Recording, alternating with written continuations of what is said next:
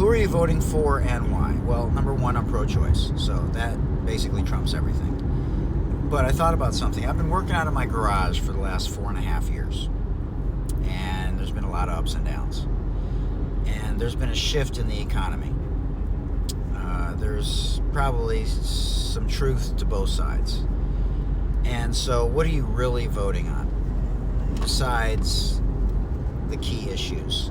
Most people will say that the economy is the most important thing, and then maybe immigration. And there is probably a consensus about two things. One, that we need to fix some issues with regards to the border. And number two, that most people are not for the overturning of Roe v. Wade, that most people are pro-choice. And so this is the last thing I thought about, and I'll just sort of leave you with this. As a coach, let's say I'm working for a guy that I don't really respect, but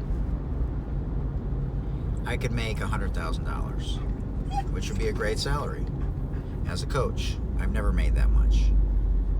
But on the other hand, I could work for a phenomenal human being, say a low Division I school, a person who believes in equality and mental health and equal opportunity and access for people, but I would make 40 grand. And so that's basically been my life. Now, a lot of you will criticize me because I don't make a lot of money. I own $1 million home, and I wake up every day with no anxiety because I've done work in that space as well. And I personally have never cared about the money as long as my basic needs and my family's basic needs are being met. So I understand all the talking points. I've heard everything from pipelines to everything else. I listen to way smarter people than myself. Maybe early in my career I would do things differently. But now, at my age, 55, I don't want to be anywhere near anyone who makes me feel terrible every day, who's divisive every day, even if they were phenomenal in business. And I just think the bad far outweighs the good, far. Whereas with Kamala, even if she doesn't have the experience, and even if people are, criticizing her for the reasons, that I've heard, it's at least 51-49. Forget about the pro-choice. So there's a multitude of reasons, but mainly I look at it from a coaching perspective, and I want to create not a hostile, divisive, fear-based working environment, but I want to be around, and I want people to be around a harmonious, kind, thoughtful, empathetic, loving, nurturing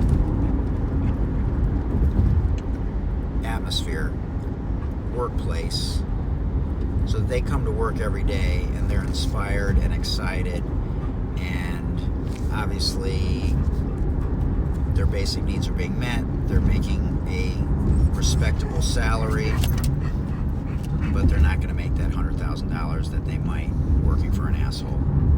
This is Hootie Hoo. Those are my thoughts. And whichever side you vote on, I just hope that you have a good reason for it. But I could never go work for a guy like him, just like I could never have gone and played for a guy like Bobby Knight. Great coach. I could never have played for him. And I played 4 years of college basketball. And I played 1 year of college tennis. I played 5 sports in high school. I played against NBA players. I've been a professional basketball skills trainer for a number of years. I'm a life coach. I'm in a lot of spaces. But I don't want to be around yucky. And if that's something that speaks to you, and your number one concern is your small business or making sure that you don't have less money this year because it means that there's going to be a multitude of issues, or you're pro-life, I completely understand. I respect those things, but don't ever tell me that you like the guy who has 34. Can you imagine going and working for a coach or your CEO?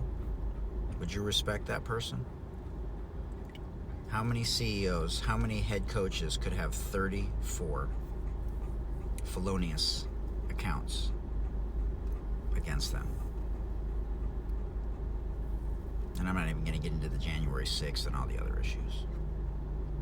Anyways, let me know what you think. Who are you voting for and why? This is Hootie Hoot and the dogs. We're off to the beach. Much love, y'all.